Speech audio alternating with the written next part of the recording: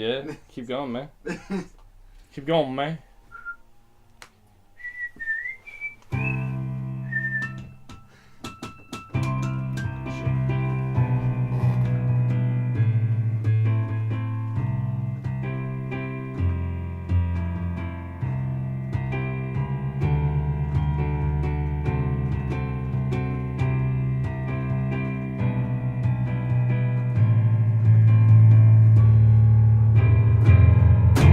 What you call an icon living? Start a regular living, Miss Fish just did it. Boom. Nylon cover 5 minutes. Boom. We are too hot in the business. Playing those mind games.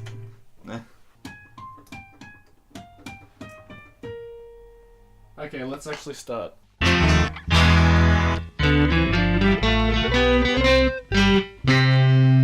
Greetings, ladies and gentlemen, and welcome to the Temporary Uncles podcast. We are your uncles for the next, whatever, like 50 to an hour. I'm Nick, and this is Ben. I'm still the realist. Still, you're making a reference to something that's probably not in the podcast. Yeah. Yeah, good job.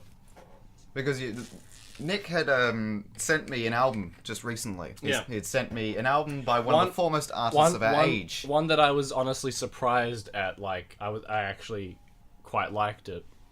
I'm not saying it's a masterpiece of rap, but I'm saying that I quite liked it when I listened to it. Are you more surprised that I liked it?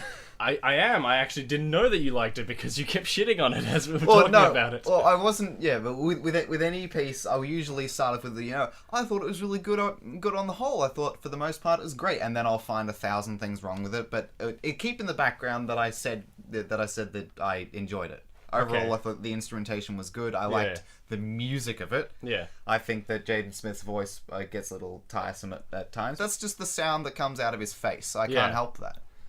So yes, it is by Jaden Smith, because you kind of just glazed over that, where we were kind of building to the fact that it was supposed to be by Jaden Smith, and then you just glazed over the fact that it was by him. There was all this suspense held up on the floor, and I pulled the carpet out from under it. Yes, exactly. We're talking about Sire, the first album by young American rapper / actor. Is this really his first effort? Jaden Smith. Yes, this is his first ever album. This is his rapping debut. Had he released a single or anything? He'd probably released some songs, maybe an EP or so. But he'd rapped with the Beebs. Yeah, but this is his first actual album. Canada's foremost artistic effort.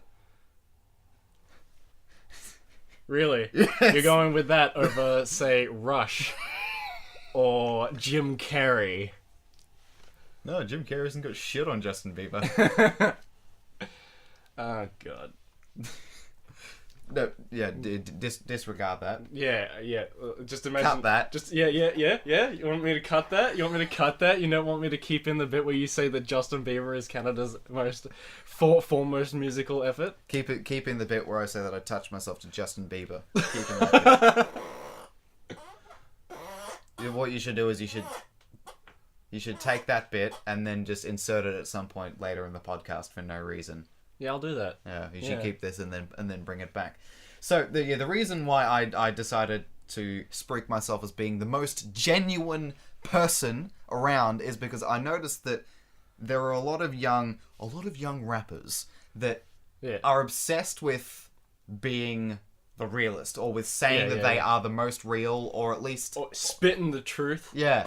But the thing is, like, finna spit the truth, or at least they have enough business savvy to realize that their audience wants them to be real. Yeah, they're finna work, man. The most real gangsters produce fine production. Well, yeah, see, like, rap is such a weird, like, genre, because there's the people who make art rap, people like Childish Gambino or Kendrick Lamar or Tyler, the Creator. That are rich. They're rich and they can afford doing really good production, but they can also, like, write really good lyrics and stuff. Whereas Jaden Smith, I think it's a good effort for his first album. Yeah.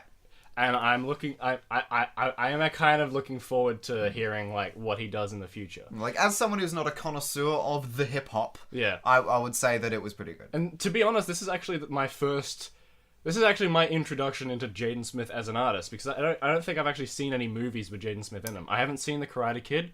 I've seen The Karate Kid. I haven't seen After Earth. I haven't seen The Pursuit of Happiness, so yeah. Karate Kid was alright. I've seen the original Karate Kid. I've not Ralph seen Ralph Macchio Mr. Macchio and Mr. Miyagi. That's actually about karate. That is true. In fact, in the Karate Kid, they introduce it with saying, "I want to teach you kung fu." So they acknowledge within the first 20 minutes of the film that this is not a film about karate. Why not just call it Kung Fu Panda? It's about a...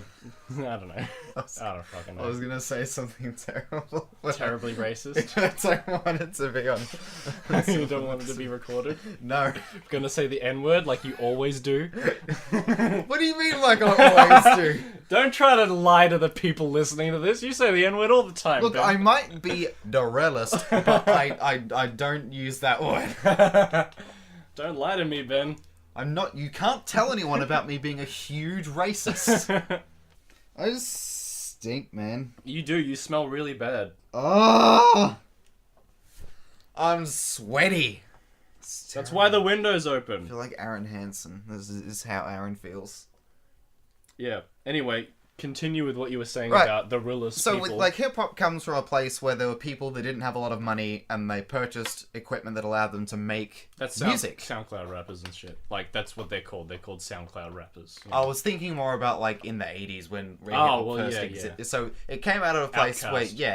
where, there weren't a lot of affluent rappers, and they made music because Rap it was... wasn't considered an yeah, art form it back was then. reasonably cheap to do, and they could do a lot of interesting things with sampling, and so it was. They did that with electronic music as well. Yeah, so you could have like this a quote unquote ghetto art form, but then as rap became more popular and you could become extremely rich with it, it was important to distinguish yourself as being the realist. as being real, as being Doros, because you could be some really sheltered white kid from from New Jersey and still make rap.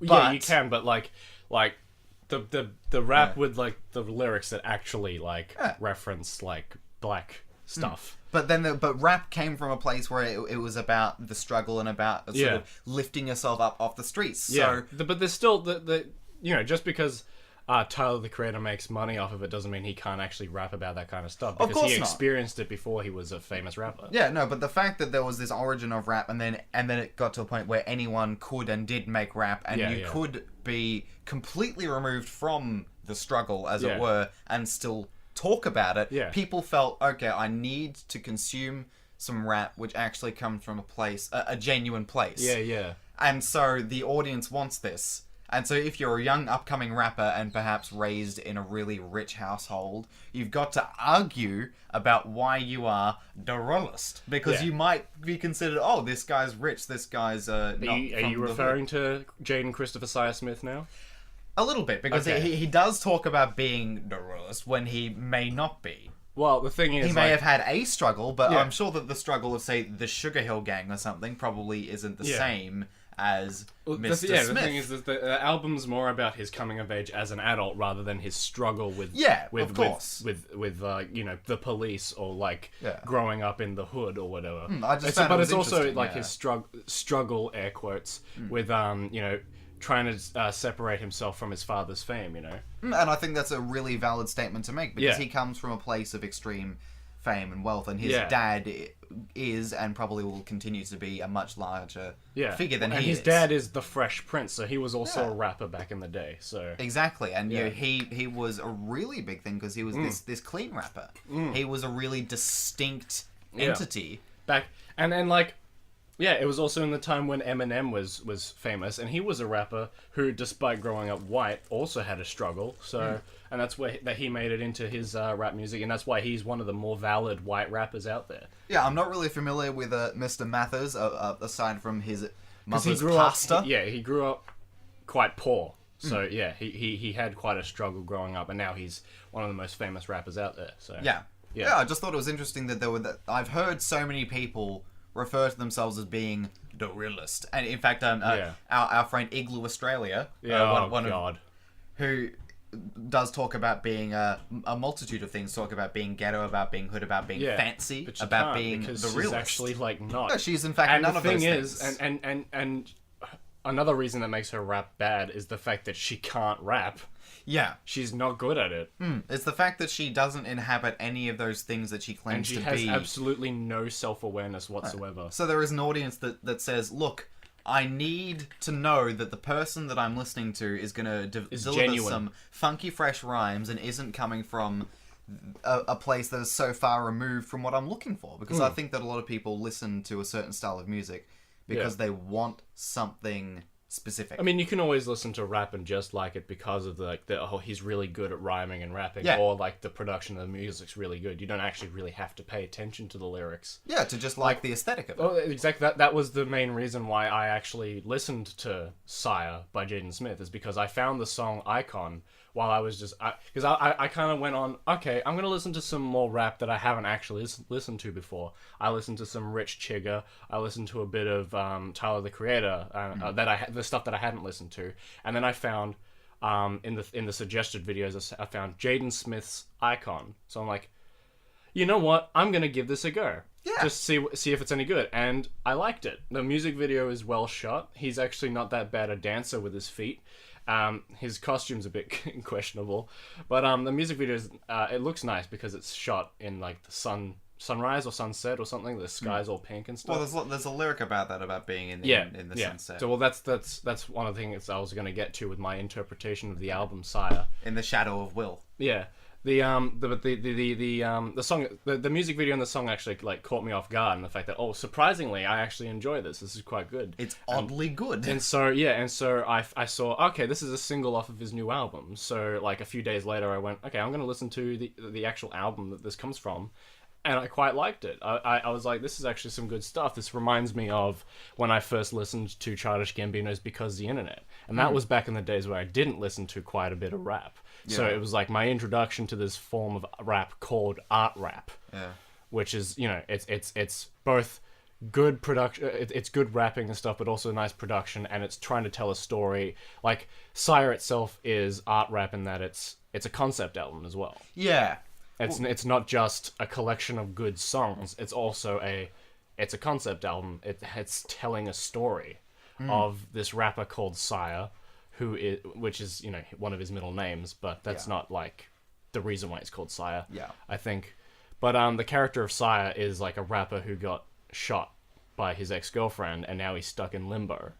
And I think so is that canon or is that part of your interpretation? I think it's part canon and part of my interpretation. There are lyrics that say he got shot by his ex-girlfriend. Right. And there are lyrics stating that he's in limbo, he's in the eternal sunset. But the thing about this album is that before it was released, it was actually going to be called Sire, A Beautiful Confusion.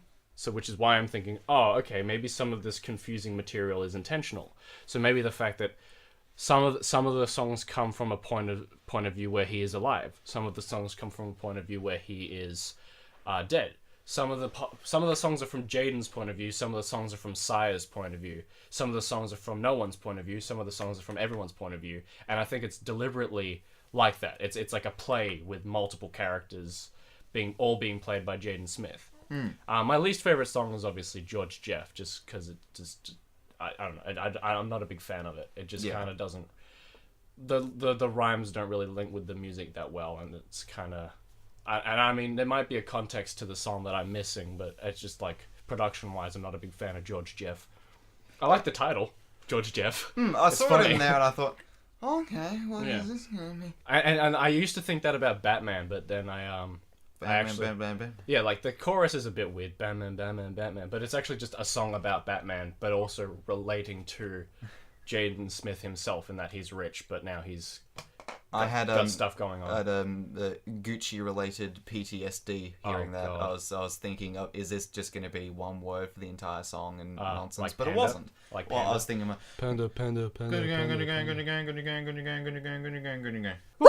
What is it with like modern rap and just having like woo or skirt or whatever? Thing is, Jaden only uses skirt like no. There's a difference between skirt and skirt. All right. Oh, okay. But I think he only uses skirt like once in the album, and when he does use it, he's using it in a self-aware fashion, like he's making fun of the people who use skirt because he's like drunk at that point of the song or something. Okay. That's what because I've listened to the album about 3 times now. Yeah. Well, I'll probably listen to it a few more. If it's meant to convey something with a purpose, then I think that's good. Yeah. It can also come from a place of pretension. But it could also just be... Oh, Skirt is born of the SoundCloud rapper generation. Like, it's from that. Some people, like, when you listen to music, there are vocalists that just make noise because they feel that there's a sound in them. If you listen to old Eminem songs, he's got plenty of that going on in the background. Oh, I mean, like... But he does it with a purpose. Like, all the sounds, like, relate to the lyrics. Even if you listen to singers, like, there's so many examples of people just saying, like, baby, exactly. baby. You can just use... And, you can just use that stuff to go with the music. Like, just be a melody. Just keep going, like, yeah. There's lots like of yeah-yeahs and no-nos in music that's completely fine. But also, in a lot of those cases, they're using their voice more instrumentally. They're just trying to make a musical sound. While it is in rap, you could argue that there's less validity there by them making a sound. But if it's just about them expressing a feeling and they make a noise that they feel is appropriate, then go for it. Speaking of music, last week, MGMT released a new album. The first in like 4 years. Their last album was in 2013, and now they've released a new album called Little Dark Age. And it is great. It's much more pop-oriented than their previous albums. It's still got the classic MGMT surrealism and psychedelia, but it's a lot more, like, funky and pop-oriented. Well, pop isn't necessarily a dirty word. Pop can certainly be abused. Pop usually just refers to popular music, the kind of music that is just, like... that people are listening you can dance to, but it's not dance music, you know what I mean? There's a lot more MGMT songs that you could dance to in this album. Like, if you listen to, like... Time to Pretend or Electric Feel from their first album, it doesn't really feel like you could dance to many of them. I'd jig to Electric Feel. Yeah, but you wouldn't really go out into a dance floor and like dance with other people to Electric Feel. I wouldn't do that but anyway. You could Nick. definitely do that to Little Dark Age. Have you seen me dance? Yes, I have. Is it terrible? You look like Elaine Bennis. You look like a middle-aged woman. No. I mean, like, you look like her when she's dancing. Have you not seen Elaine Bennis dance? Oh, probably. She's like this. She's like... Nick is contorting his body. He's throwing his limbs in every which way. I look like The Exorcist because I'm attempting to dance like Elaine Bennis from the classic 90s sitcom Seinfeld. Oh, that's not what I'm familiar with. Can you tell me about Seinfeld? Seinfeld. It's a show about nothing. It's not! Yes, it is! It's not! They said it's a show about how a comedian gets his material. You're perpetuating a myth.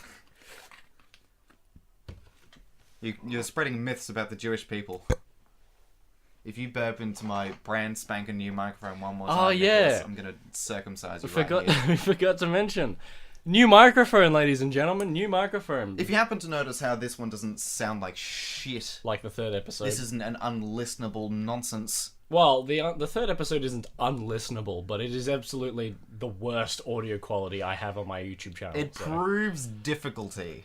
Yeah. If you would willingly subject your ears to that, I applaud you. The thing is, it's awful audio quality, but the content is enough to like... The content is passable. Yeah, it's funny. Much like your Bob Dylan impersonation. Yeah. Well, yeah, we still need to work on doing a full cover. We should work on doing a full cover of Bob Dylan playing Mad World. I don't know if we should. We should work on a full cover for it. I put the pinned comment. For I did see that. It said, "Give me a yee or a yee." You should. No one answered. They went, "I don't want to stand on either side of the fence." You should reply to that. I was gonna go yee. I'm surprised Cat Lover didn't say yee. Yeah, Cat Lover, step up your game. Or like Cuba Games, or literally any of the extra subscribers I have now. One of the 3 people that listen to this goddamn show. Yeah, well, see, I've recently gotten a new influx of subscribers recently. Okay, we need to talk about. We need to talk about this. I'm both surprised, happy, and not surprised at the same time, is the fact that we recorded a video called r/Spubby : top posts of all time. Yeah. And it's just a video of me. It's like literally just 6 minutes of Ben and I laughing at a subreddit. Yeah, well, the thing is... And it is now my most popular video. Has it really surpassed the Justice League drawing video? Yes, it's at 5.6k views. I'm really glad that it's surpassed that piece of shit. shit. Yeah, I'm still befuddled by the fact that crap video was my most watched, and it is now r/Spubby, and I think it's due to the fact that it is contagious laughter, A little bit, and it's also due to the fact that this kind of video, this like people looking at subreddits and laughing at them, has become popular recently. And largely in vogue. There was a particular commenter in there who got really quite salty and had pointed out that it is part of riding the wave, and it wasn't purposeful in the sense of going, dude, we're gonna get so many views, we're gonna get so much puss. Exactly. We just did this because we saw these videos and we're like, oh, that looks like fun, let's give it a try. And then we were just like,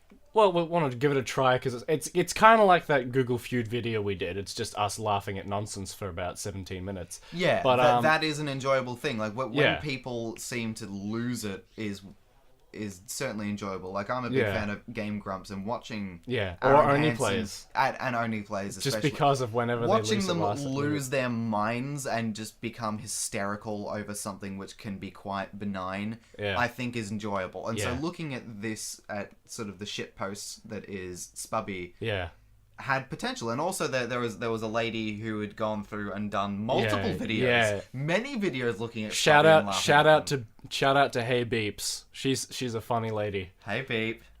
Beeps. Just fuck. Hey Beeps. Ah! That sounded like a clap. It didn't sound like I slapped you in the face. No, that wasn't very good. Let's try it again. That still sounded like a clap. Why am I so good at clapping all of a sudden? You're a master. Was that the Roblox oof sound? Oof! That wasn't it. That was oof! That's my Mario. Oof! There was, I think that it may have been something that I ranted to Nick about at one point. The point where I ranted to Nick about my feelings of low effort content which seems to do incredibly well. Oh, yes. There are certain things on this channel where we... Not even just on this channel, on YouTube as a whole. Right, so there are some things on this channel which Nick and I actually put effort into, funnily enough, although some of it seems like we just sort of open our mouths and noises come out. There are some things that we plan and write scripts for and film, and they will get, like 30 or 40 views. Like the sketches and the Untitled Science Show videos. Yeah, particularly Untitled Science Show is what I'm thinking. Well, they've both got at least 100 views, so that's good. Some of them do. No, both of them. There's only 2 really Untitled Science Show episodes. Oh, okay, well... And then with the podcast, some of them have done better than others, and part of it we feel is attention, and part of it's the algorithm or whatever. I think it's also the fact that, the algorithm's like this straw man. The first episode will obviously have the most views because it's the oldest one. That is true. Yeah, one just they just have more time to accrue views. And who knows? Maybe people are just listening to it on iTunes instead of YouTube. Potentially. And annoyingly, iTunes doesn't let you have a look at like how many views your podcast has or how many people have subscribed to your podcast. So I have absolutely no idea how many people are listening to it. If you're listening on iTunes, let us know. Yeah. Send us an email at tempuncles@gmail.com or tweet at us at tempuncles. Right, so there are some things that we actually think about before we do. Yeah. I mean, even with the podcast, we kind of do just like, we kind of put a few dot points together and we rely on our improvisational skills to try and haphazardly link those points together. And editing. The power of editing is glorious. Oh, it's beautiful. Right, so there are some things that we try for, and then there are others where we just sort of open our face holes and hope that something humorous comes out. And like Spubby was one of those. Yeah. And to an extent, Google Feud, but that didn't really get the attention that... well, I think it's due to the fact that it's 17 minutes long. Well, Spubby is even worse in the sense that all of the comedy comes from the fact that we found it funny. So we didn't create any of the content. Well, I think the humor also comes from the content that we're laughing at. Yeah, so the fact that it's all content that came from somewhere else, and we looked at it, and we laughed at it, and we scrolled down the page, and we repeated that. It's a form of... That was found to be excellent. It's a form of reaction video. Yeah, it's exactly... It's a reaction video on the face of it. It's not quite like Jinx level, where it's just his face in the corner. It could just be a fucking still image of some dude in a beanie eating chips and going... Yeah, there's a difference between... This was a little more lively than that, but there was really... It's the same principle.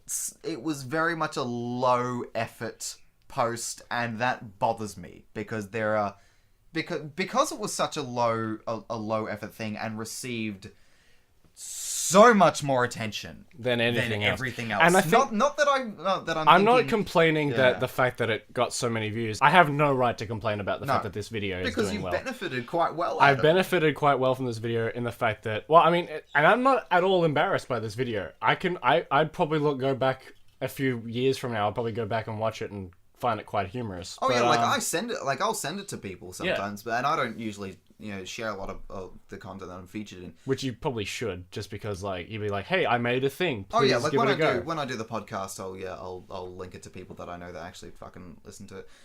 But I find it hard to reconcile the low effort with the huge outpour versus the high effort with the low output. Higher effort with the lower and attention. And it's not that I'm thinking, Untitled Science Show is just an amazing piece of theater. It's great. You should all patronize it. Because I don't think that. I think that it's interesting. Why did this video get more views when we put less effort into it? Whereas the video that we put more effort into it, like for example, the first episode of Untitled Science Show took 2 weeks to edit. Yeah. It's like that was more of an on and off thing. They like had maybe 2 or 3 hours out of those days to edit it. But it's like when people sit there and lament, like, why is this fucking Justin Bieber so famous when like people don't listen to Led Zeppelin anymore? And it's like, well, I mean, it probably has something to do with the fact that Justin Bieber is new. Yeah, but it's part of like you people go, oh well, there's this artistic guy that I know that lives down the street and he's just so deep, man. He's excellent, but like fucking like Drake. But there's obviously a merit to artistic content that has a deeper meaning to it, but also Spubby already has an audience. But there's also a reason for making low effort content for the purpose of entertainment. Yeah, like I'm not gonna at all lament about the fact that there are movies that are purely made just for money or made purely for entertainment. Just because if they bring joy to the audience, then who am I to judge? But like. It's just a shame that those do better than the ones like Blade Runner 2049, the movies that have more effort put into them, both in the pre, post, and during production, and then also like the fact that they have such a deeper meaning to them, but they don't do as well as movies like Thor Ragnarok that is purely made for entertainment. Yeah, well, you can think about it for like in terms of ease of consumption. Yes. So if you use like a food analogy, because we never talk about food. Ha! So, if you looked at, like, fucking Twisties or something, you could eat millions of them. You could literally... You could just open it up and pour it into your holes and just demolish them. But then, and as a result, they're extremely popular, they sell well, they make lots of money. Yeah. Then if you look at something like a sea urchin, there are some people that have really refined taste or really specific taste, a mature taste, if you will. Yes. But they don't sell as many sea urchins and they don't go to as wide an audience as, say, Twisties does, because it's harder for people to get into sea urchins than it is and it's also Twisties. harder to prepare sea urchins. Yeah. So if you look at, we've released 2 episodes of Untitled Science Show and we're writing a couple now. We're writing 2 more at the moment. To finish the first season. We want to have 4 episodes for the first season. And it's really sort of off the wall. Some of it's funny and some of it's purposely not. Some of it's meant to be a little bit disturbing. Some of it's meant to be hard to follow because it's surreal humor. Yeah, it's surrealist. It's non-naturalistic on purpose. Versus like 2 idiots looking at Ifreef. Oh, it's so much easier to look at Spubby than it is to look at like fucking Alan Resnick. Yeah, although I'm sure something like Live Forever As You Are Now with Alan Resnick is much more general audience consumable than something like, say, unedited footage of a bear. Yeah. You know? Yeah. Or even This House Has People in It. This House Has People in It is probably like the weirdest thing he's made, I'd say. Yeah? Oh, like especially considering the fact that it's not just that 11-minute short film. No. There is a website that is connected to that to that short film. Audio-visual company. And then if you type in the password and the username and password on the top of that website, you are now given access to over 2 hours of extra content. And it's not necessarily stuff that's there for entertainment. It's there for context, and it's there to deepen the world. Well, not even. It's literally a puzzle made with audio and visual content. and it's your job as the viewer, if you see fit, to watch everything and connect the pieces. That's way too effortful for most people, and it's yeah, not. And it's, which is why Nightmind exists. yeah, and it's not like this generation doesn't want to put effort into enjoying the. No one wants to do that, or at least very very few people want to do that. We're pampered by a leisure concentrated society. Oh yeah, well yeah, most people want things in, which isn't necessarily a bad thing. Yeah. If you have such a low effort lifestyle, you're having a good time. Yeah, well most people would prefer to have the most ease of movement and the most ease of access to most things, and that's perfectly fine because people are busy. People are busier than they've ever been. Yeah. Most people would have one job. They would go and they would sow the seeds for their chickens, and they would go home and they would smoke a pipe, and that would be the day. The fact that I have this YouTube channel makes me more busy than I would be if I didn't have the YouTube channel. Yes. Yeah. See, if I just went to school to study film, then I would only be doing that. But because of the fact that I have this YouTube channel, I'm now taking up extra time to make content for it. Yes.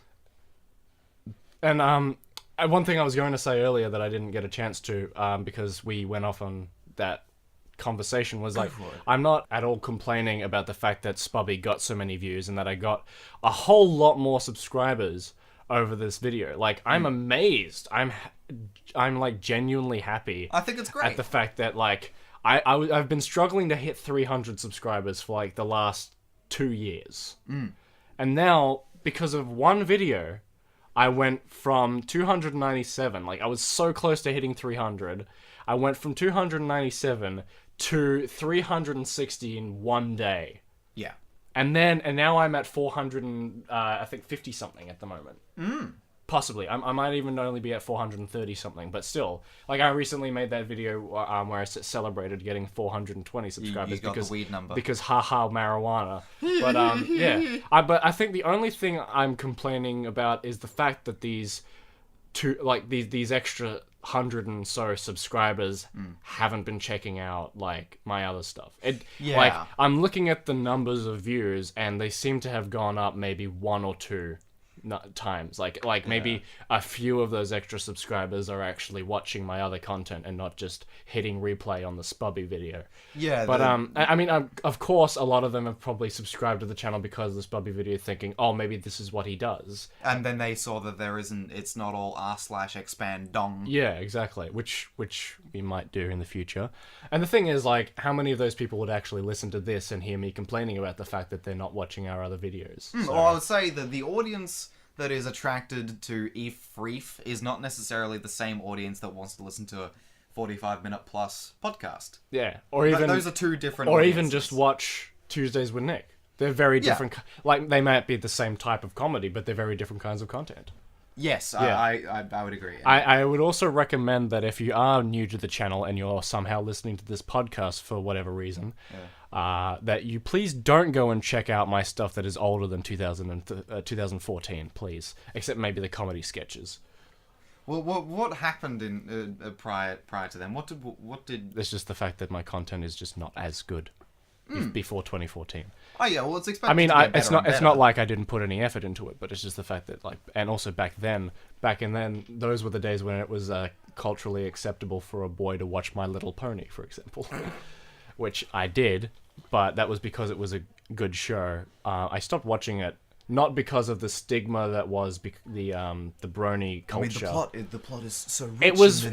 It was fun, entertaining, well-written kids content, and I thought, oh well, more people are watching this, I'll give it a go, and I enjoyed it, but then it started to go downhill. I didn't watch it because I didn't stop watching it because of the fact that there was this social stigma going against bronies. I stopped watching it because the show just stopped being interesting to me. Just think about it.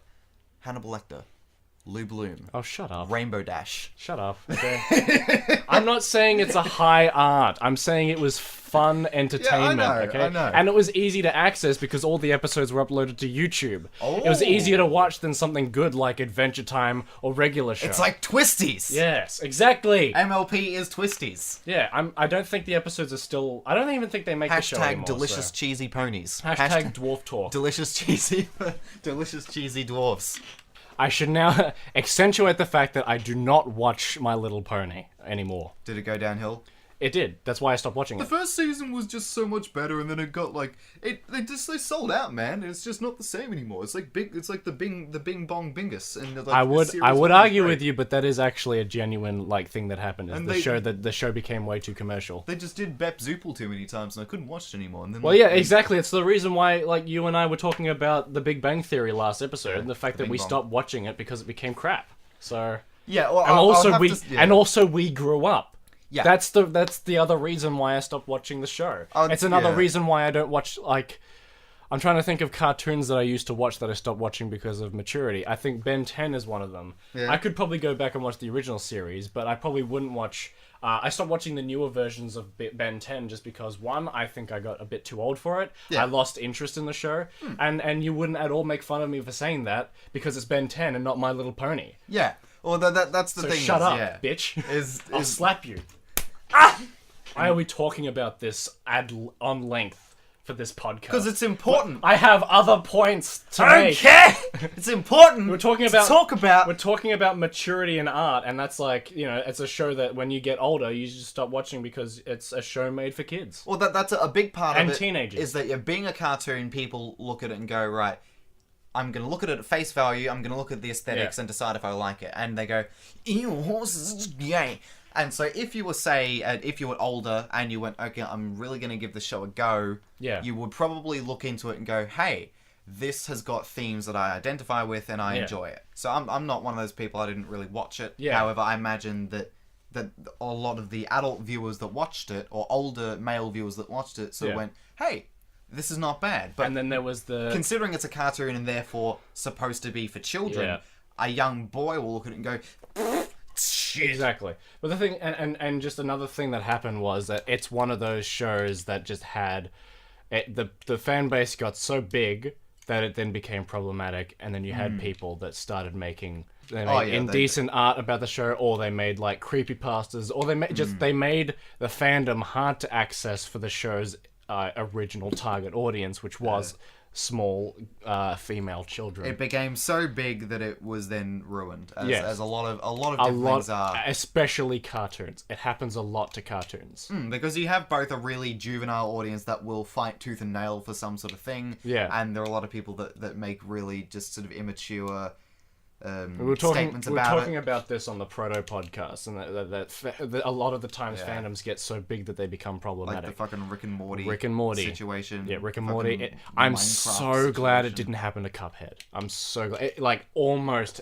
Cuphead's audience was almost about to hit the tipping point, and then it kind of faded a bit. I think Cuphead is protected in a couple ways, and the fact that it is so stylized in a 30s way that younger people might look at it and go, eh. And also the fact that it is quite difficult, that they might try and play it and not get into it. So it's not, it has the barrier of difficulty of consumption. So people, it has a little bit more difficulty in getting as huge as, say, Minecraft, which is full of 12-year-olds, and like Fortnite. I got on Fortnite to play with my brother, and I've gotten a server without any friends of his, and it was just full of children. It was just, hi, do you want to go to Dusty? And I went, oh, this is the audience. And so with Cuphead, it's probably not full of 12-year-olds. So those are all things that are subject to maturity. In a lot of cases, juvenility and puerility are things that can ruin things, or at least make things more susceptible to being ruined. And Nick and I had been thinking a lot about maturity because we'd... there's that one song that is from MGMT's new album that specifically made you want to talk to me about this kind of thing, was When You Die by MGMT, which is a song that is about death. Like, it is just a song about death. And so, I feel that this is something... It is actually, like, despite the happy-sounding nature of the song, the lyrics are quite bleak. Oh, yeah. When you die, words don't do anything. It's permanently night, and we won't do anything. We'll all be laughing with you when you die. You know, that's the chorus. I actually have a lot of respect for songs that appear to be happy, but are actually not. Like Anything by Lily Allen. I haven't heard a lot of her stuff. Listen to LDN. It's a song that sounds really happy, but it's about like like the shittiness of the London streets, like people murdering each other or people like cheating and robberies and shit. Something smells like burnt toast. Someone burnt toast in the other room. That's we need to get a studio to do this podcast, but we're not the Game Grumps, so we can't afford things. Gamma Grimpu. You should be thankful that we even decided to get a new microphone. How much was this microphone, baby? $170. Yeah. What the fuck? Well, there was one that was $120 that was sort of okay. Yeah. And then for another $50, I got this one, and yeah, like I spoke to a guy at length about it, and he said, look, there's this one which is really quite good, and you'll use it for ages, and then there was one that's $50 less that was, sort of So I got that one. Okay, but at least it sounds better. Hopefully. Oh yeah, well Hopefully. I wanted to get, an audio interface and then possibly a mic just for my own musical purposes, and this gave me a reason to drop that sort of cash without feeling like I was just wanking myself off. And you also have a disposable income now, so... Because you have a job, but you don't have like a car or like a... I'm saving up for a car. Yeah, you don't need anything like... You don't have bills, you don't have a car, you don't have a daily commute that you have to actually put money into. So you have a job, and then you can just use this money for your own benefit. Right. So but that's a good thing about like maturity is that like we now can make more high quality podcasts because of this. Podcast in itself, we made it because it's a slightly more mature version of sitting in front of a camera and talking about things. Genre of the art form podcast in and of itself is like a fairly mature kind of thing, in that like when people say like, oh, I have a podcast, or these people have a podcast, it seems like it's slightly more professional, Oh, I would say that it's a form that is aided most by maturity. Like you could have one that's all like, oh hey, but it would probably wear thin really quickly. Like there's a big difference between radio shows and podcasts. Yes. Well, because a radio show you flick past it, and if there's some like that someone makes an outrageous joke, maybe you're more likely to pay attention. Norm Macdonald. Oh, maybe if you hear Eddie call Adam Goods and then maybe you'll listen. Ben said the N-word! Talking about mature things, I had this perception, whether it is real or not, that when people aim for darker themes, that they are more likely to be applauded just for the fact that they are dark, as opposed to them being artistic pieces. Isn't always true. It's not a rule. For example, if it's in an art form that is generally applauded for being quite lighthearted, like the superhero movie, sometimes you'll get films like The Dark Knight, a movie that people love. I think part of that is Heath Ledger. Part of the immense hype that movie gets is due to the performances of Heath Ledger. Both the performance and the fact that he died. If Heath Ledger hadn't died, I would say that it wouldn't have been as popular. It still would have been heralded as a good performance. Yeah, and it still would have been heralded as a good movie. But like something that's equally as dark, if not more dark and depressing and realistic, despite having a character that can fly and shoot lasers from his eyes, is Batman v Superman: Dawn of Justice, one of my favorite superhero movies.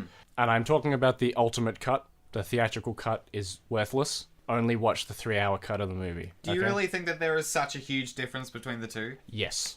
Like a night... it's just the fact that the theatrical cut exists is just... Like, it shouldn't. There is absolutely no need for it to exist when you have the ultimate cut. What is it that the theatrical cut does that is so bad? It eliminates a few plot lines and a few character motivations that actually make the film make sense. Okay. Yeah. Not only does it just remove some scenes that like seem superfluous, it also rearranges some of the scenes in order to make those plotline cuts make a little bit more sense, despite the fact that they don't really. Of course, I still enjoyed the film when I went and saw it in theaters, but then... you have an appreciation for all things super anyhow. Well, sort of. But not a love of all things super, but appreciation. But yeah, I think it also came down to the fact that I felt like a kid when I went and saw that movie in theaters, seeing just Batman and Superman together on the screen, seeing like these references to Aquaman, Flash, and Cyborg on screen.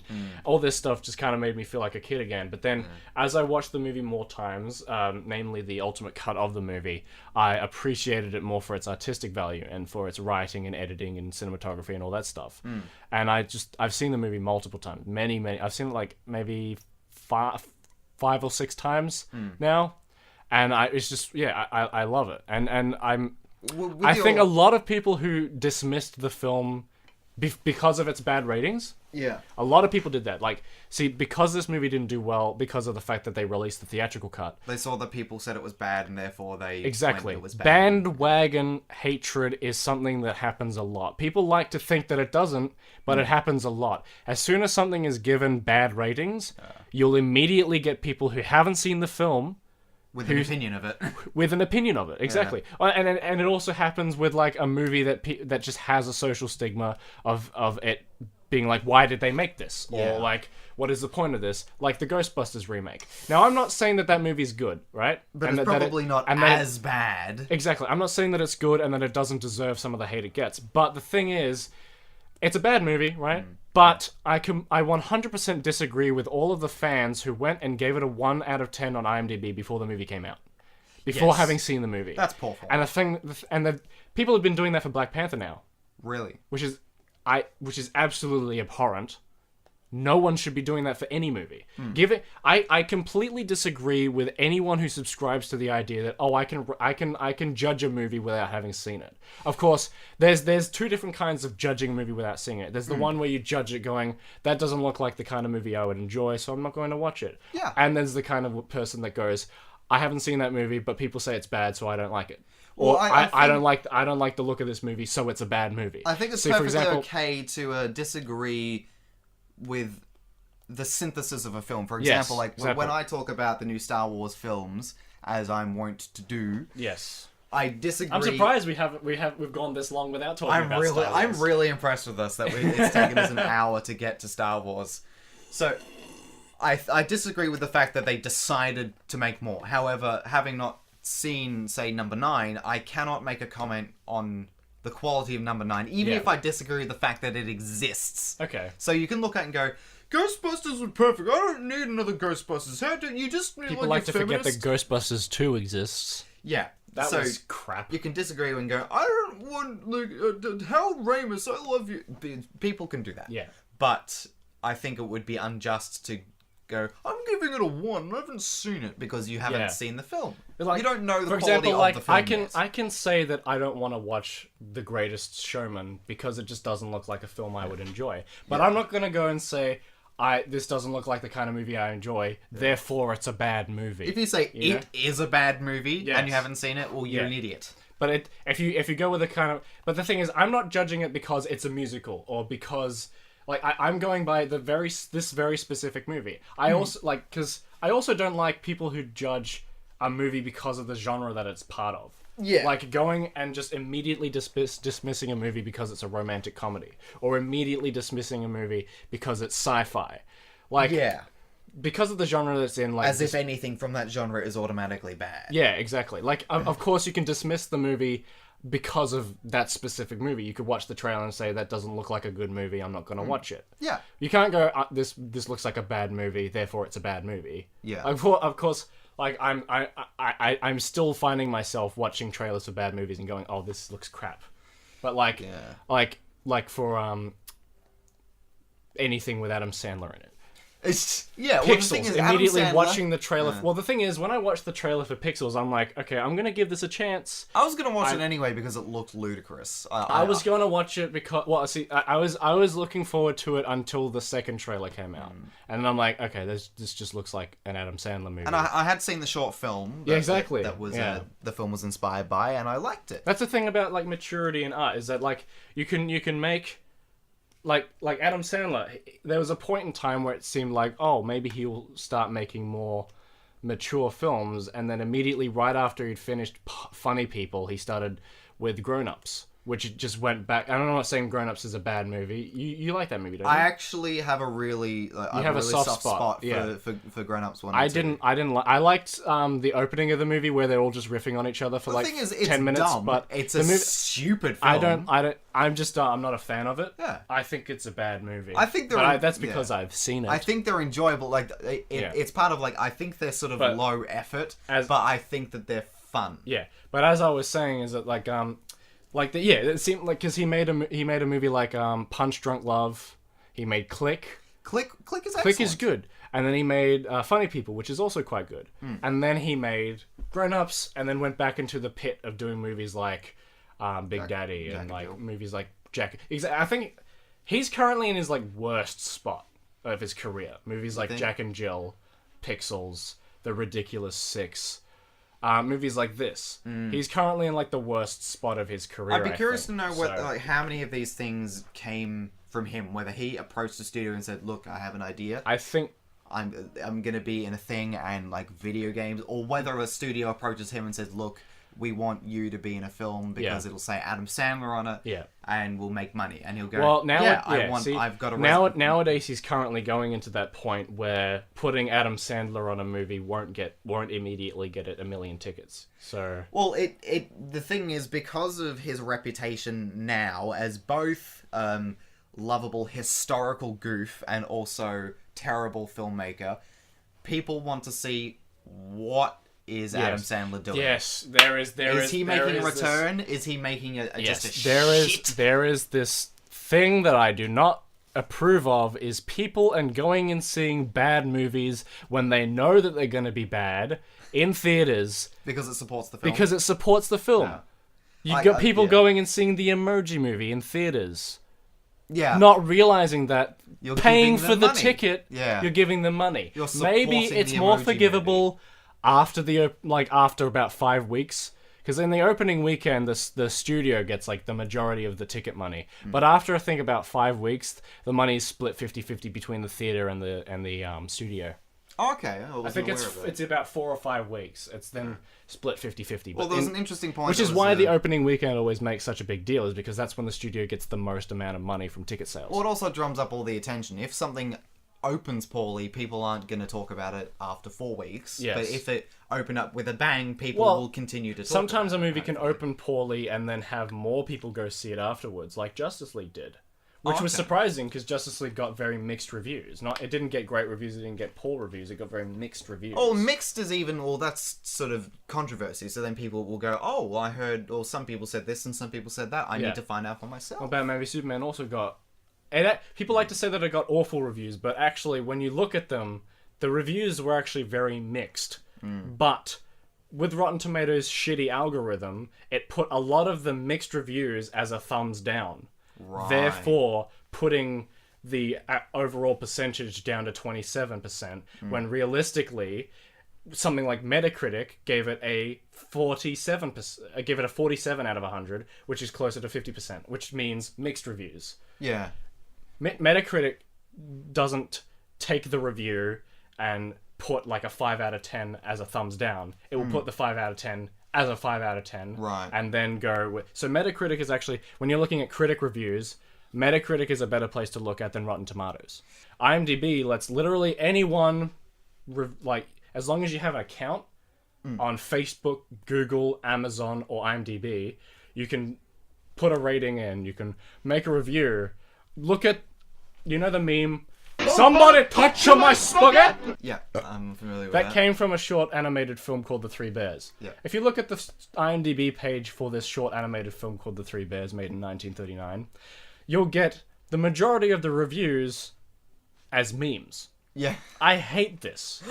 IMDb should be kept away from memes and people giving a movie a 1 out of 10 when they haven't seen it. IMDb originally had integrity. Yeah. Now it is just a place for information. So your main gripe is with frivolous reviews as a whole. Yes. Now there was I think IMDb is no longer a place to look for in a quality of a film. No. Now it is just there to be a Wikipedia for a film. It's just there to collect information, trivia, technical specs, cast and crew, all that stuff. That is the only reason why I look at IMDb anymore. So you can go of course, for the facts. I still give movies my out of 10 on IMDb, but I don't use the actual ratings on IMDb as a measure. I like to use the ratings to keep track of what movies I have seen. Yeah. Yeah. So with you'll go to IMDb for the facts, but you can no longer trust their opinions. Not really. Okay. Sometimes it's very specific genre-wise as well. Horror movies generally just get worse reviews than most other genres. You can look at a movie in the horror genre, and it's got a 5.9 out of 10 on IMDb. Yeah. But that doesn't necessarily mean it's a bad movie. Oh, yeah. Because it's a horror movie. Well, being scary is incredibly subjective, because there are some people that might feel that it was too scary and didn't like it, or they felt that it wasn't scary enough. You can go to the reviews. You liked The Babadook, didn't you? I felt that for the most part it was really well made. Yeah, so you can if you look at like some of the top reviews, top negative reviews for The Babadook, you'll get people saying like, "Oh, there was no monster in the movie. It wasn't scary. Well, therefore it's shit." Yeah. Yeah. That's why I don't trust IMDb. Oh, that's the thing. Yeah, my main gripe with it was with the monster. So now I wanted to talk about Shape of Water. Right. That's a movie that I saw a few days ago. And I also saw The Phantom Thread. I mean, it is much more mature than Paul Thomas Anderson's previous film, Inherent Vice. But, like, if you look at his filmography, they all look like Paul Thomas Anderson films. He could be making a stoner comedy mystery film, or he could be making an elegant drama about dressmaking, and they look like they're made by the same person. Is it really about dressmaking? Yep. So it's not just like themed; it's about the construction of fabrics. Well, that is a main that's like it's not just a background part. Like it is actually part of this plot a few times. Yeah. Okay. It's a beautiful film though. Like Paul Thomas Anderson is a great director. He has not made a single bad movie yet. So. Well, I heard that my grandma wanted to see it, so I could go and see it with my grandma. Oh, that was funny. That the audience was like 95% old people over the age of 50. Yeah. And I was sat between two old ladies, and there was maybe like 3 or 4 people that looked my age in the theater. And this was the most full I've seen a theater at Cinema Nova. So it was really because I saw when I saw Shape of Water, it was in the exact same theater that they showed Phantom Thread a week later, because it was Cinema 2, and the reason I saw these movies is because on Mondays I finish school at 12:30. Yeah. And on Mondays at Cinema Nova, tickets are only $7. Yeah. So I go after I finish uni, I go and see a movie at Cinema Nova, and that's probably what I'm going to be doing from now on. That sounds like a really good... It sounds like a great idea because of the fact that I'm a film student and I love movies. I think this coming Monday I'm going to go see Call Me By Your Name. Which, by the time this podcast actually comes out, I'll already have seen a movie on Monday. Oh. Well, that's funny. I mean, it looks good. Or it looks interesting. It looks good, yeah. Well, there are a couple of... But yeah, anyway, I was talking about with Shape of Water. Yeah. It's interesting, and it's a adult fairy tale. Is something is a phrase I would use to describe this movie. Is this the blue-haired French lady? Is this film? You're thinking of Blue Is the Warmest Color. That came out 5 years ago. 2013. Yeah? Yeah. God, was it 5 years ago? Yes. Terrible. Shape of Water is about a mute lady who falls in love with a fish man. Alright. Some people have used the phrase Abe Sapien fan fiction to describe this movie. I mean, I can see the comparisons. In fact, the Hellboy movies are directed by Guillermo del Toro. But this is a very different movie to Hellboy or Pacific Rim or Blade 2. It's much closer to maybe Pan's Labyrinth. But in just tone and the fact that it's an adult fairy tale, much like Pan's Labyrinth. But it is a beautiful film. Absolutely gorgeous. And it's like, feels magical. For some reason I was going to say Labyrinth, but I think that's probably not exactly what we're thinking. It feels magical. Despite the fact that it's set in the 60s. And they use... 60s are pretty magical. But they use this time period well. Yeah. They actually don't just make it seem like the nostalgic, whimsical 1960s. There's violence. There's racism. There's homophobia throughout the movie. And the movie, it doesn't take you off guard. A character gets 2 of his fingers bitten off and he's bleeding all over his shirt. But it doesn't feel out of place, despite the fact that this movie has a very whimsical tone to it. The movie, in the opening sequence when the main character is getting ready for her day at work, she hops into the bath, she gets completely naked, and it doesn't feel out of place. And then she starts masturbating in the tub. This is like the only bit that kind of feels a bit jarring. She just kind of reaches down and starts masturbating in the tub. And it's a little bit jarring, but then it happens a second time and it doesn't feel out of place. So it's really interesting seeing this movie with this very whimsical, almost childlike tone to it. Like sometimes characters start like dancing on the stairs or on the couch, like a musical movie of the 1960s or 50s.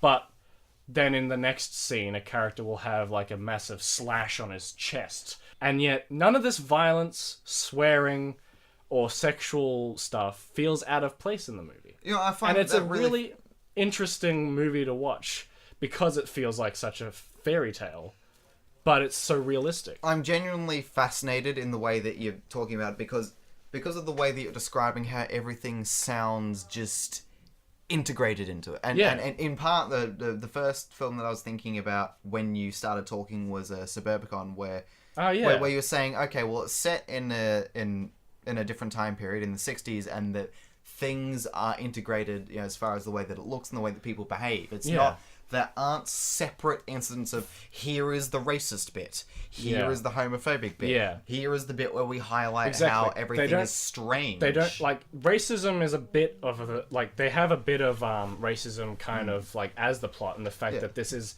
a fish human hybrid and they're treating him like an animal despite that it is clearly intelligent. These are just events that happen to occur during the sequence of the film. It's not okay, here is the racism scene. And it goes to show that, despite the fact that this movie has such a whimsical tone, it's set in the 60s, and the 60s weren't actually that great. Oh yeah, well, not for everyone. I'm sure that there were some people that they have plenty of moments where, like, it won't be like a major plot point, but it'll be like a passing reference. Some character in power will talk to Octavia Spencer's character. She works in like cleaning the place basically. And they talk about your kind of people. It's not like Suburbicon where, here, racism is bad! Yeah. It's more like... Well, they have the cut to the racist scene. It's more like, hey, you guys remember how racism was really bad in the 60s? It's like a more subtle thing. It's integrated into it. Exactly. It's very well integrated into the movie. I would have to see... I think I'll have to I highly recommend Shape of Water. It's probably one of the best movies I've seen this year. And I've only seen like 3 movies from this year. I've seen 3 Billboards Outside Ebbing, Missouri, Darkest Hour, The Shape of Water, and Phantom Thread. So that's 4 2018 movies I've seen. Despite the fact that in America, all those movies were released in 2017. So for some people, they're considered a 2017 movie. For me personally, I consider them a 2018 movie. So I'm still working on my top 17 films of 2017 list. Right. But I'm not including the movies that I've seen in cinemas this year, despite the fact that maybe on IMDb it'll say The Shape of Water 2017. So I'm not including The Shape of Water in my 2017 list. I'm including it in my 2018 list. Do we have anything else to talk about? Yeah, well... Did you want to talk about A Clockwork Orange? Because you saw that recently, and that movie is about violence. Yeah, well, the thing you go off on your tangent about it. I don't have stacks to say about A Clockwork Orange, although I did put off seeing it, and it was sitting in my room for Yes, I let you borrow my copy of it, and you had it for about 2 months before you ended up watching it. And I watched it, and I have to say that I enjoyed it thoroughly. I thought that it was just an excellent piece of cinema. It's great. And the fact that it uses violence to such an artful form is a testament to its aging well. Or the actual... That's the thing. I was going to say that the controversy that has surrounded the film has, I would say, would have changed. I would think that it's superseded the film, and a lot of people don't watch A Clockwork Orange because it's such an ultra-violent movie. It's one of the most controversial movies of all time. Well, and then you watch it in 2018 or 2017,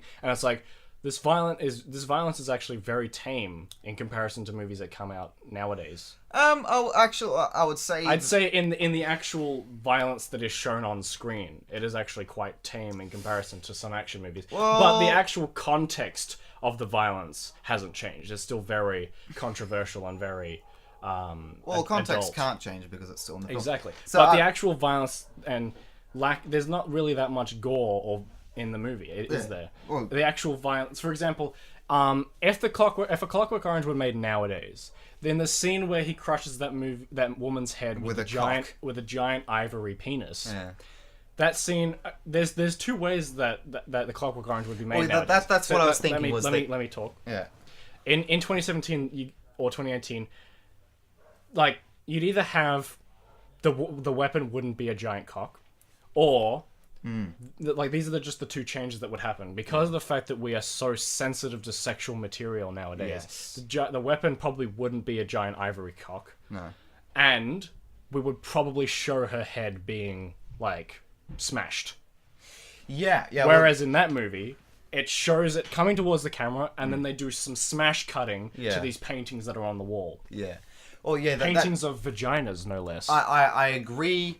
I really do agree with what you've got to say. I would say that it holds up. The film holds up in a way that you could re-release it, but back in the day, it was criticized heavily because of its use of violence and because of when it was released and sexual themes as well. Yeah, less so. Well, because of when it was released, people were a little more liberal about sex than they probably were now. At least in because it came out in the 70s. Yeah, at least in the States. However, nowadays people tend to be more comfortable with extreme violence. However, I would say that the way that the violence is portrayed in this film is not the same as it is in, say, like Die Hard. Like in Die Hard, there is a much larger body count, but they're just people that happen to get blown up. Yeah. Buildings that happen to go up. However, in this, there is more malice. There is more... It's more sinister, and I think that... More intentional. It's more impactful violence. However, I would say that people... More specific as well. Yeah, well, it's about a character that goes, I want to do this particular thing. I want to cause misery to this person, and he does it, and he takes such pleasure in it. And I think that is more disturbing than the level of body count that could be racked up in a modern film. However, if you did release it today, people would have such a problem with the amount of sexual content. Yeah. It would not... I don't think they would be allowed to be released, or at least it would be released censored. Yeah. And the violence would probably be accepted. Which is why Shape of Water is such a refreshing film, because they approach nudity and sexuality in a way that not a lot of Hollywood movies do. Just the fact that there's actually a lot of nudity in the film is just I'm amazed at the fact that I feel refreshed in seeing a movie with nudity in it. Yeah, well, because there are some... a lot of it is about intent and context, and so you can have films that happen to have nudity in it, but not necessarily sex, and that's different. However, if you have something that is... If you think like an American-style nudity, where it's about, some seductive slut that gets her tits out, people would go, ugh. Yeah. Movies are just so much more censored nowadays, I think. In general. Regarding sex. And violence. Oh, no, sex and swearing. Namely those two. Because back in the day, a PG-13 movie would be allowed to have a few shits, maybe a few fucks. Yeah. Nowadays, like, you either have to choose between having a few shits sprinkled throughout the film, maybe one or two, or having one F-bomb. Yeah. Back to the Future is a movie rated PG, and they say shit all the time in that movie. Yeah, well, standards are more stringent because they're defined and they're on paper. Because the movie business is so huge... Yeah. And people will call up if they don't like it, and that can be a risk of loss of money. If fucking Mildred from Oklahoma calls up and says your film made my child gay or whatever, they need to put rules down on paper that say you can have this many shits, this many fucks, this absolutely bum, this pair of tits. Absolutely no religious epithets if you're going to put these words in the movie. But prior, it was probably a little more about Jesus Christ once. Yeah, it was probably a little more about feel prior. Yeah. So a person would watch it, or a board would watch it, and they would go, "Do we feel this warrants an M or an MA or an R?" Yeah. But instead, now you have to have it and go, "Well, what are we measuring against?" You have to cut this out if you want if you want it to actually go into cinemas. Yes. You know? Well, for a lot of it's remove a few frames of this shot and you'll be okay. Well, it's illegal on a money standpoint, because if you were to sue for something, you have to go, well, what standards does this meet? How do we measure against these standards? As opposed to just going, do you feel it's naughty? I think just... Does it feel bad? Like, the world would be a much better place if we weren't so stingy about sex. I hate that I always feel awkward when I'm at home and I'm watching a movie by myself, and there happens to be a sex scene in it, and I'm like, oh, I hope mum and dad don't walk in on me watching this. Yeah, lest they walk past and go, hey, Nicholas, what are you doing? Yeah, it's why, because, like, when I was watching Mulholland Drive, there's a scene where Naomi Watts' character masturbates. Right. Right? And then I could hear things happening outside the room, and I'm like, oh, they must be getting ready to go to bed. Yeah. So I fast forwarded through the scene Yeah. so that if they walked in on me, it'd be after this scene. And weirdly, that's the only scene that I would have felt awkward them watching. Yeah, you the know? fact that there is shame is kind of an indictment on society. It's like how I was watching the David Cronenberg film. I think it was called Maps to the Stars, and there's this sex sandwich happening on screen. Right, there's a threesome happening, and they're all humping each other. And I'm like, I feel awkward. I'm turning the movie off now because I'm in public and I'm watching this movie, despite the fact that this is like the only scene so far in the 10 minutes of this film that I've watched that actually has this content. But if there was a guy beating another guy's head in, you'd be like, yeah. Yeah, exactly. If someone saw you watching that, they'd be like, oh, it's an And action I film. hate Fair enough. that that's a thing that happens. Like, I feel like, you know, I have to wait till I'm home alone before I can watch Irreversible or watch The Man Who Fell to Earth or watch Eyes Wide Shut. When I could easily just say, I'm gonna watch this movie. And it's got a lot of sex in it and a lot of nudity. So I'd like it if you didn't walk in on me watching this movie by myself. Yeah, but you saying like don't come near me while I'm watching the sexy thing. Yeah, exactly. And there's shame. Then there is shame. Exactly. I hate that is a like you wouldn't have to be social stigma against sex in movies. Which is why I'm happy that a movie like Shape of Water exists, and it uses nudity and sex without actually being pornographic or sexual in nature. It just uses it so normally. I hope movies become a bit less like shameful about showing nudity or sex in a movie. Do you feel that it's got the potential of normalizing it within art? If more movies do it, hopefully. If more movies go and follow Shape of Water or movies like that and just go like, oh, this movie has sex in it. Yeah, well, but it's not weird. It's a cultural thing. Like I watched an well, yeah, exactly. The French would not at all be bothered by the sex in Shape of Water. Oh yeah, like I watched an excerpt of a film with Michael, and it was from like Sweden or something, and it was just about this girl's like sexual discovery, you know, and there's like a rumor, and there's like she like has sex with people, and she touches herself in it, and it's really quite explicit. There's no violence in the film, but the thing is, like in Europe, there's very few people have guns. Yeah, it's a less violent but more sexy society. It's like with the release of a movie like Leon the Professional. It's not even overly sexual. It's not, the movie itself isn't actually portraying it sexually. It's not a sexy film. It's not a sexy film. It's if anything, it's a violent film. It's an action film, like an art house action film. It just happens to have a female character who is 14 years old who has fallen in love with a male character who's in his 30s. Yeah, but that's gross. But exactly, you say that that's gross. But in France, where they made the movie, it's not. It's a character development of the film.